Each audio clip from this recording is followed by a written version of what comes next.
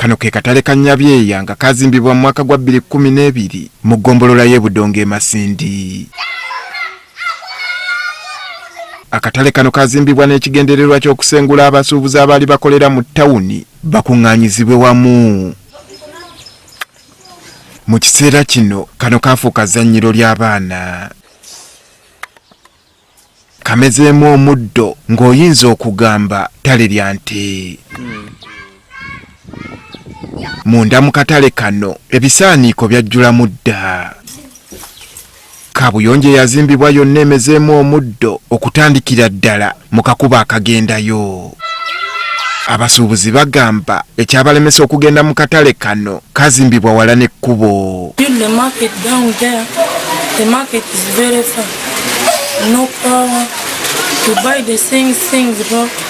People don't go there. These daily markets mostly they work in the middle of the people, just be in the middle of the center. People complain that that market was isolated. When you put your business here, there's no one can buy because this place is very far from the center. Bagamba n'obukuumi bw'akatale kano nabwo tebumatiza. Katale tukwenda kiri kabeha gato mu bantu kintu kya kabiri security teriyo.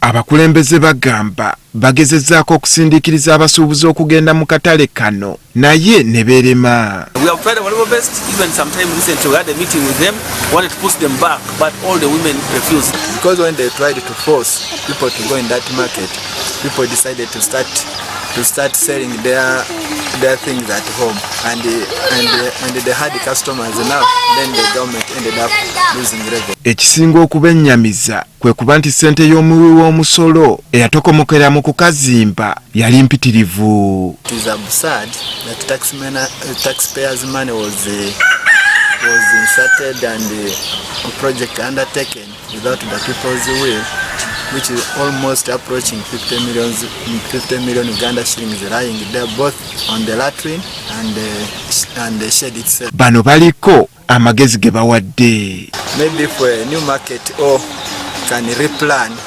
and we establish a central market within the center itself. Yambire akatalako ni bakayihayo ni bakagarura hagati mu bantu na mbere bali bayingi notusobole kubantundira bakala rubajumu.